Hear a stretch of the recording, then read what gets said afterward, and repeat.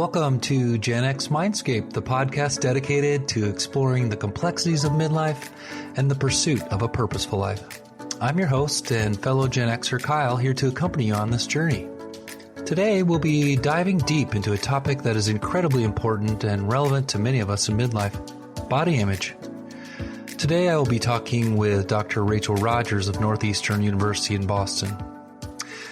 We will be seeking to better understand body image in midlife, challenges to having a positive body image in midlife, and how to promote a positive body image in ourselves, our loved ones, and our communities.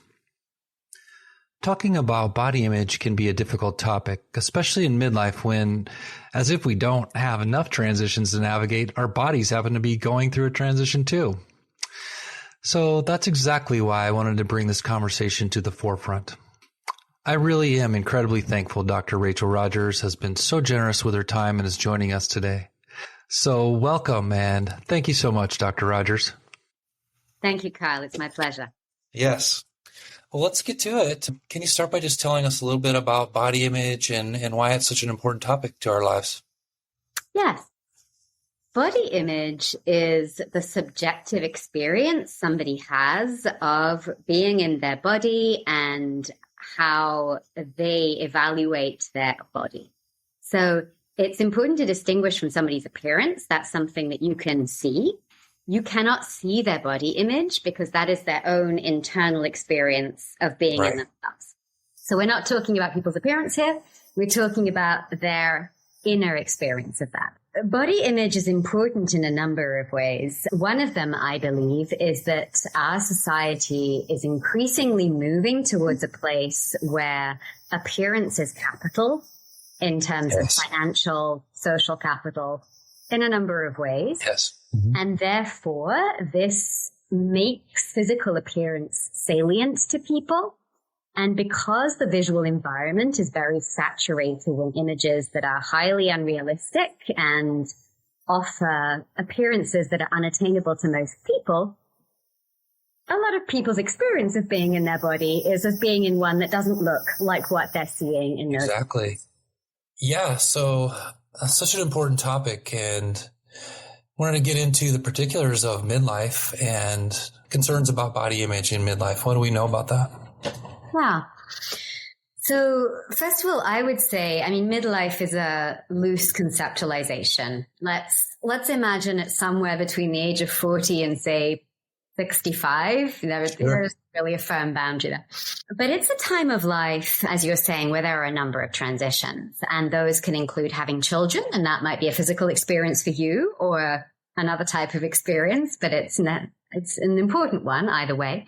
And then there are social roles. Towards the end of midlife, there might be changes in terms of work, retirement, and then some people may be going through menopause or equivalents of it, hormonal changes of some sort. So there are a lot of things going on. Yeah. And appearance ideals, as we were just talking about, are not only unrealistic, but they're also incredibly youthful. And therefore, as people age, inevitably, they move away from this very youthful ideal. And that can lead to concerns with things that are specific to aging, like hair or tone or skin quality, complexion, all of those types of things. We know that as people get older, the way that weight distributes on the body also changes. And that can lead to you being read socially as it belonging to a different age group. And so all of these things can affect that. In terms of how prevalent it is, unfortunately, we don't have good data on this developmental period, let's call it. Yeah. So I'm sure we'll talk about this more, but it affords a lot more investigation and research. Given, however, that we know that there are these unrealistic ideals and that most people are moving away from them, I think it's fair to say that many people will have some level of concern, dissatisfaction. And we do know that for a small group of people, this actually becomes quite impairing and severe. Yeah. As I was talking about this interview with some of my closest friends, I think it is something that it's another one of those topics that we just don't talk about. And so we think we're the only ones, which makes it worse. What factors do we want to be aware of that can make midlife body image difficult? So we know that body image is affected by things at multiple layers. So there will be genetic and epigenetic and personality factors, and then there are social ones, and all of this contributes. If we think about some of the big contributors, and particularly some of the ones that are modifiable, which are often the ones we're most interested in, there are some of them that are at the personality level that include things like perfectionism. People who tend to be more perfectionistic, more anxious, are also likely to feel that way about their bodies. Then there are things like the degree to which one adheres and ascribes to this idea that there is really only one way to work and that some bodies have more value than others. We call that internalization of the ideal. And so the degree to which one internalizes that ideal is going to be a risk factor for having concerns. The degree to which appearance is central to you as a person, so your investment in appearance, is also going to modulate things a bit. And that, of course, it's not only a factor of who you are. It might also be dependent on what your social position is, what your profession is. Some people's professions are intimately tied to the way they look, and therefore for them, clearly this is going to be a very central part of who they are. For other people, it might be less. Yeah, I was interested in how you talked in your article that we sometimes compare with our younger selves. Mm-hmm. So our understanding is that people's trait level of investment in these ideals and how important it is to them is then activated as they move through the world through things like appearance comparisons, which can be with other people that they're seeing. You know, you're in a social situation, you're seeing other people, or you're watching a movie, but it can also be with our memory of a younger self. And I think in midlife, that's definitely something that comes up because, you know, maybe you're going, let's say, a reunion of a group of people you haven't seen for a while. Yes. But there's been COVID, and for whatever reason, you haven't seen people for a bit. And so comparisons to the way that you think you looked before last time you were in that situation are likely to come up. And people who do a lot of that comparing, or who believe that they're doing poorly in terms of that comparison, and that's their experience, are likely to have more concerns. Yeah, that's an amazing point. And for me, just having that self-awareness is just really helpful. That I have been trying to train myself not to compare with others, and now I have realized I have to not compare to my own younger self as well. I think for some people, seeing their bodies aging can kind of make them confront mortality too, which I know is something that you have written about. Absolutely. The aging of the physical body is in some ways the external sign of the fact that we are aging and we are all mortal. And so even in people for whom appearance is perhaps not something that gives them a strong sense of self and who are critical and resistant to these appearance ideals, can still see those signs of aging as a reminder of time passing and the fact that we're moving in one direction. And so that can bring up a lot of anxiety. It is absolutely normal to have anxiety about the idea of death and passing away. Yep. It's something that is also slightly taboo in society. We don't all spend a lot of time at dinner parties talking about how we feel about our lives. And, you know, if we have resolved our existential anxieties and are at peace with the world, we probably should do more of that. That's right. In terms of living a good life, you know, for me, it's embracing reality, which is really a major goal for a lot of us, I think. So I just love that point. I agree. Not wanting to get too far off topic, but I would actually take that a little further. I think that appearance ideals are not random, right? They're political and economically driven. Yes. And one of the reasons for which appearance ideals are youthful is that they serve as a way of containing existential ideals and denying death. Right. Yes. And in the same way that the body is positioned as a project. So we are all socialized to be trying to look our best, right? To be trying to move towards the ideal, even as we know that it is impossible. And therefore we participate in that process by consuming products and services. And we are virtuous by doing so, even if we never get to the ideal. And therefore, this is also a way of containing existential anxiety by focusing it on something that's very controllable, i.e., are we exercising? Are we eating? Yeah. It's all related, and it all, as you say, takes us away from an embodied perspective where we're actually attuned to what is going on in our bodies and its needs, because, you know, needing rest, for example, is another kind of way of saying one day I'm going to die. Yeah. And the more we can deny that, the more we can be part of grind culture. Yeah, that is such an amazing point. That is spot on, like a motto for this podcast. So thank you, Rachel. Yes, you know, it is about embracing reality, and it's about being aware of your experiences and your influences, and making your own decisions at this point, being wiser, not being a child that just swallows it up whole and isn't aware of it, and moving forward with the time that we've got. Any other factors that we want to be aware of that makes midlife body image difficult? Yeah, there's one point that I also want to bring up, and that's the idea of someone's social and sexual capital as related to appearance. And this is something that changes through midlife. And as people start noticing it change, that can be an important moment as well.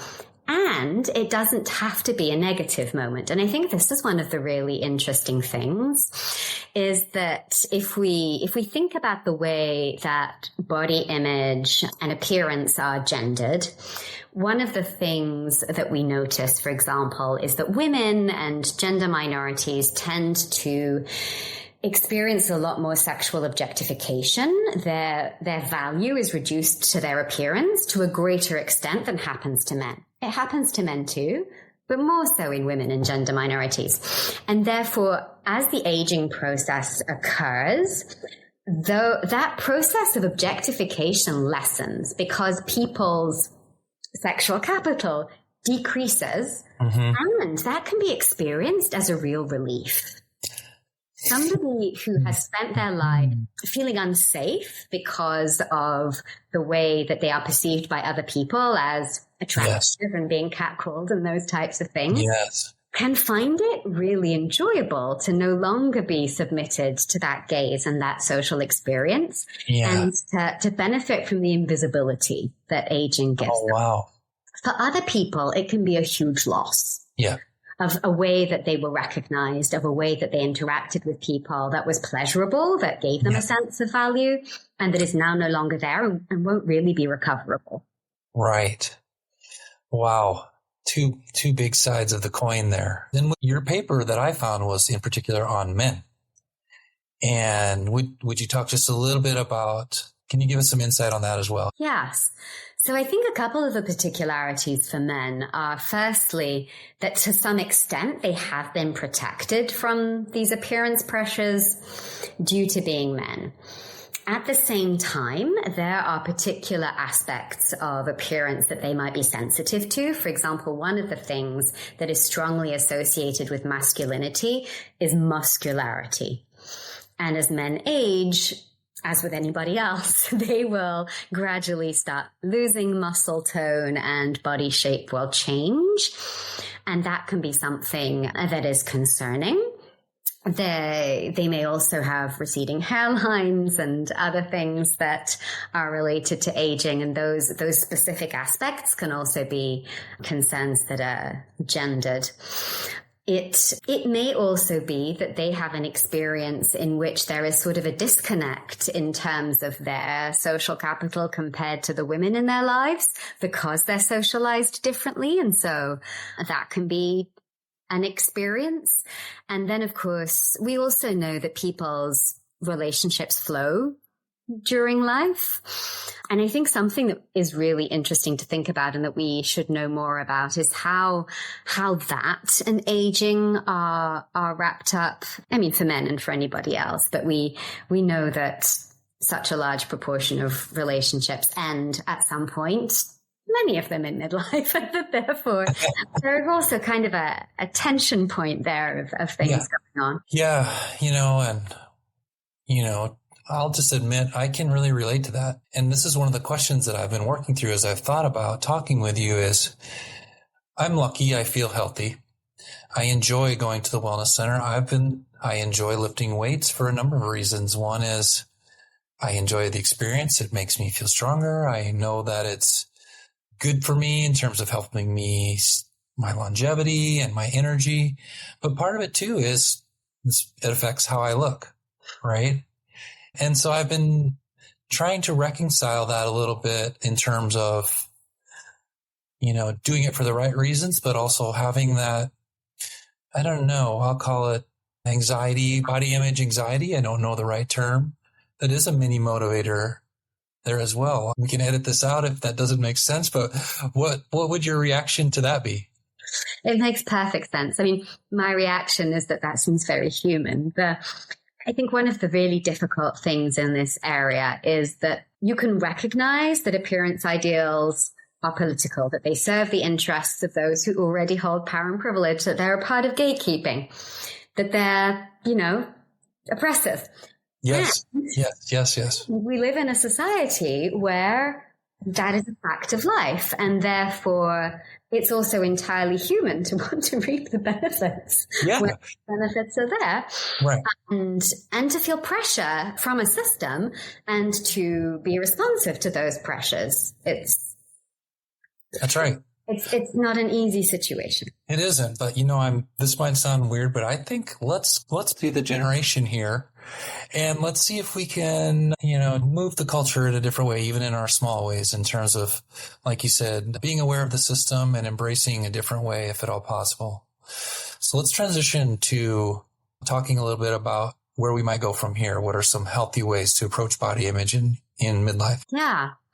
Well, I think that there are some things that are inward facing, and then there are some things that are more outward facing and sort of moving towards that activism. But in terms of one's own equilibrium, I think it can be helpful to remind yourself of the fact that an aging body is a good thing to have. It means you're still alive and you're still aging, and that's right. A good thing. Yes, I'm making that into a bumper sticker here, Rachel. Very nice. And so, that there is a place where an aging body is a success. It's a series of wins. You've got this far. I love it. And the idea that bodies don't age or that they continue to look youthful and polished and perfect is something that is sold to us to get our money and to make us feel bad about ourselves. It's not realistic. Right. It's not realistic. It's a marketing technique. And that doesn't mean that it's not valid to wake up on some days and not feel entirely delighted with one's appearance. Right. I don't think that the goal should be to feel delighted with one's appearance 24/7. Perfect. Yeah. In my opinion, the goal is to be at peace with one's body.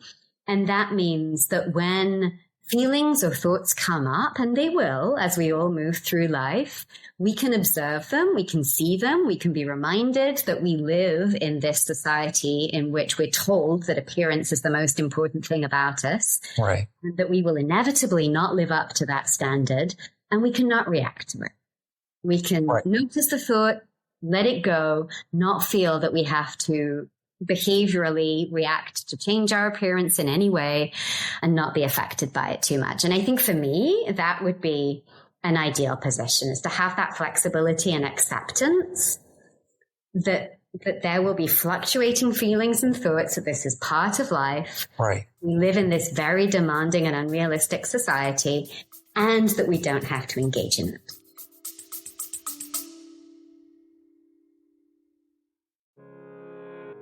Hey there, listeners. I wanted to take a moment to express my deep gratitude for listening and for your support. Today, I'm asking for a quick favor that won't cost you anything but would be very valuable to me, and that is, leave me a review. Positive reviews will help other like-minded Gen Xers find the show and join our community. These reviews are also a big encouragement to me to continue to develop the show and create helpful episodes for you. So thanks for sending a review my way, and thanks for being a part of the Gen X Mindscape community. Yes, I love that. I love that. It is being mindful for me. It says for me to be more mindful of the influences, to recognize, to filter out truth in terms of what I'm receiving. And like you said, like we've talked about, acceptance of where we're at. We're all doing our best. Yeah. And like you said, cherishing what we do have in terms of, I'm hearing this phrase in my head, I'm cherishing my aging body today. It is just a wonderful way of looking at it. I have been thinking too about others in my life and influencing them positively. One of the populations I've been thinking about are my kids. A lot of us midlifers have children who are adolescents or emerging adults. And can you talk a little bit about what you might suggest for parents of that age? Yes, and this is such a great point. And I think it speaks to more of those outward facing things that I was mentioning. So parents have a huge influence on the way that children relate to their own bodies through two main pathways. One of them is through modeling. So as parents move through their lives, their children will observe them relating to their bodies in certain ways. Do they make comments about their own bodies? Do they change their behaviors in terms of eating and exercising? Do they avoid putting themselves in certain situations? Right. Those types of things. And children use those as cues to understand how one should feel about one's body.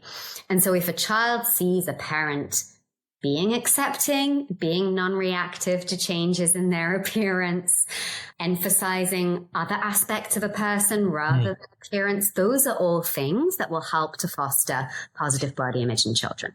Yes. The other pathway is the way that parents directly relate to the children's bodies. Yes. So, do parents make comments about what their children are wearing, what they're eating, the way that they're moving their bodies or that they're not? Those are things that make a really big impact on children. It's really important to emphasize that parents are always well-meaning. I'm convinced parents are always well-meaning. Right.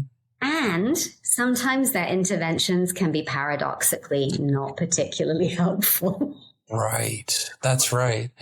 They see something, they want to fix it, they want it to be better. That's what we want in all aspects of parenting. Again, it comes back to mindfulness and getting our mind straight. I think for me, as I hear you talking about that, making sure that I exude acceptance of myself, acceptance of my body, value of other aspects of me in terms of how I treat people and what I'm creating or how I treat myself. It really starts from there, and I would imagine would exude out from there. Exactly. And the more that parents can also convey unconditional acceptance of their children's bodies, the better. Oh, I love it. I was just going to ask too about those of us in partnerships or marriage. And I think when a lot of them started, how has it started? A lot of them start by body, body attraction. It starts from there, and our relationships change and our bodies change. And I wonder if you have any other insights on that. Yeah, that's another really important point. And obviously, those types of relationships, as you say, are special because there was physical attraction at the beginning, and maybe there still is, and maybe that's changing. But I think overall, the message is the same. We've actually been doing a little bit more work in midlife women this time, and I don't want to scoop any findings, but partner acceptance will be a helpful thing in relationships. And we also know in contrast that people who experience that their partners are dissatisfied about the way they look, or who experience their partners as being encouraging of them to seek things like cosmetic treatments, are more likely to do so. Such great stuff. I could go on, Rachel, with this. Is there anything else you feel like we should know about this topic? Yeah, I guess a couple of thoughts. One of them is that while we do all live in this culture, there are ways in which we can choose to expose ourselves to certain things or not. And that therefore, you've mentioned mindfulness several times, and I think it's so relevant. And cultivating a mindfulness of how we react to certain things, such as different types of media content, different types of social settings, and therefore using that to guide how we interact with the world is a helpful practice. We are not endlessly resilient. And therefore, being aware of how we're reacting to things and choosing to protectively filter what we expose ourselves to is a very important thing. The counterpart of that is that we also create culture. We contribute to it. Yes. And we are not powerless. And therefore, if we are indeed resistant to appearance ideals and believe that society is mistaken in placing such an important emphasis on people's appearance as part of their self-worth, that is a message we can relay. And we can do that through our interactions in our family settings, but we can also do it in other ways. If we see practices in our local community, in the Wellbeing Center, for example, that are emphasizing appearance and performance in ways that we think are not embodied. Maybe that's something we can provide feedback about. Maybe we can show up on social media in ways that are diversifying the types of bodies that we see. Maybe if we have a high profile position, we can be visibly comfortable with our aging appearance. Maybe if we have a podcast, we can use that for platform spreading the message, all of these ways. I love that.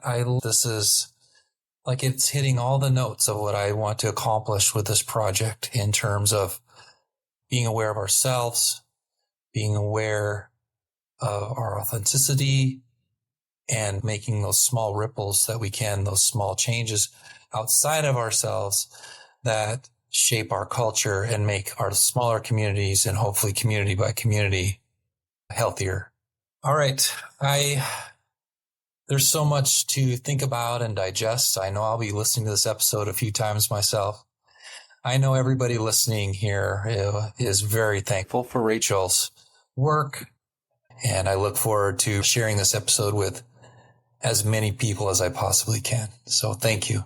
It was absolutely my pleasure. Thank you for having me and for talking about this important topic.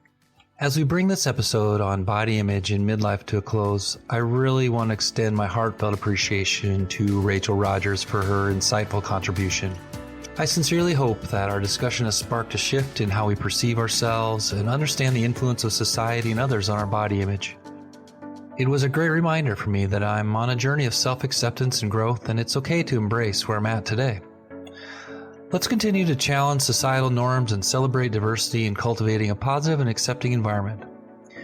Thank you so much for listening, and I'll see you in the next episode. Until then, keep exploring, stay curious, and stay true to yourself.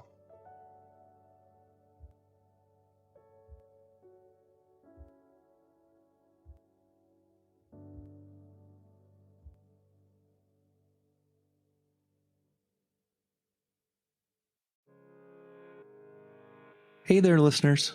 I just wanted to take a moment to express my heartfelt gratitude for listening to this podcast. Your support and feedback keep me motivated to continue growing and crafting episodes that are meaningful and helpful for you on your journey.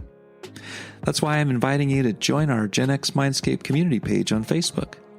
It's a great space to share your feedback on the show, suggest future episode topics, or simply connect with fellow listeners. Also, don't hesitate to leave me a voice message over at genxmindscape.com by clicking on Leave a Voice Message at the top of the page. Whether you choose to remain anonymous or provide your name and email, it's entirely up to you. Once again, thanks so much for listening. I'm definitely looking forward to hearing from you.